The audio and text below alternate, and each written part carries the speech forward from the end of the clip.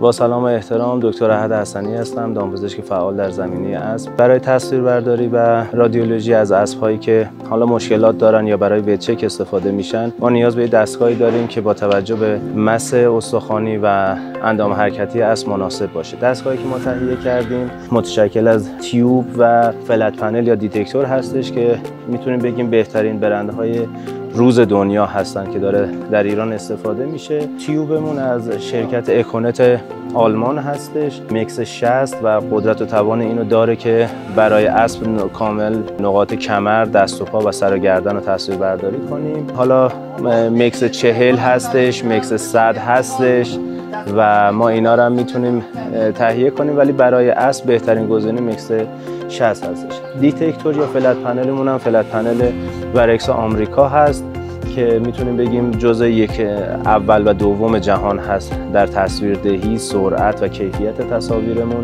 که سایز 14 در 17 اینچ هست و برای کامل همه نقاطی که ما میخوایم تصویر برداری کنیم مناسب هستش. دیتکتورمون توسط 2 تا باتری هست که به صورت جداگانه میتونیم شارژ کنیم و استفاده کنیم برای تصویر برداریمون و مدت زمانی هم که استفاده میشه کرد طولانی هست. کلیه دستگاه‌ها و همچنین کاورهای سربی از شرکت نگین همای رحمت ایرانیان تهیه شده. از لحاظ گارانتی، خدمات پس از فروش، قطعات و جنامبری که از سازمان انرژی اتمی نیاز هست کاور میکنن و پشتیبانی میکنن و هر مشکلی که داشته باشیم میتونیم بهشون مراجعه کنیم. نرم افزاری هم که مربوط به فلت پنل هستش و روی لپتاپ نصب میشه که انتقال داده بدیم از دیتکتور به لپتاپ، کاملا به روز هست و برای همه حیوانات، حتی خزنده، پرنده، حیوانات کوچیک و حیوانات بزرگ قابل استفاده است و نرم افزار خودش یه سری دیتا داره و یه سری ادیت رو خودش به صورت اتوماتیک انجام میده و کاملا برای کار ما مناسب است.